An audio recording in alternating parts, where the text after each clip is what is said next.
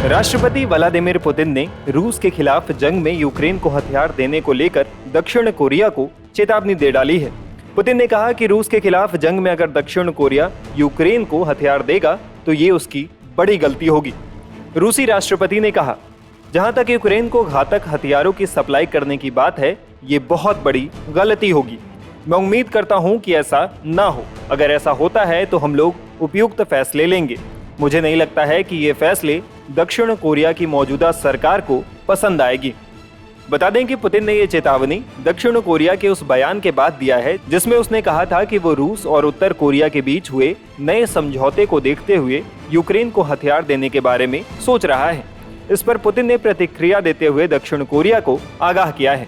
Putin ने यह भी दावा किया कि नॉर्थ कोरिया और रूस के बीच हुए नए डिफेंस डील से साउथ कोरिया को घबराने की जरूरत नहीं है। पुतिन ने कहा कि नॉर्थ कोरिया साउथ कोरिया के खिलाफ हमला करने जैसी कोई योजना नहीं बना रहा है। इसके साथ ही पुतिन ने नाटो पर एशिया में रूस के लिए खतरा पैदा करने का आरोप लगाया। दरअसल हाल ही में रूस के राष्ट्रपति व्लादिमीर पुतिन ने उत्तर कोरिया का दौरा किया। इस दौरान रूस और उत्तर कोरिया ने दूसरे देशों से जंग के दौरान एक दूसरे की मदद करने को लेकर समझौता किया है। इस पर दक्षिण कोरिया ने विरोध दर्ज कराया है। दक्षिण कोरिया ने पहले इस समझौते को राष्ट्रीय सुरक्षा के लिए खतरा बताकर निंदा की थी। साउथ कोरिया के राष्ट्रपति यूं सुक येओल के कार्यालय ने बयान में कहा कि ये समझौता साउथ कोरिया की सुरक्षा के लिए खतरा है और संयुक्त राष्ट्र सुरक्षा परिषद के प्रस्तावों का उल्लंघन है। इसका रूस दक्षिण कोरिया संबंधों पर नकारात्मक प्रभाव पड़ेगा। वहीं साउथ कोरिया के राष्ट्रीय सुरक्षा सलाहकार चांग हो जिन ने कहा था कि उनके देश ने यूक्रेन को हथियार देने के मुद्दे पर पुनर्विचार करने की योजना बनाई है।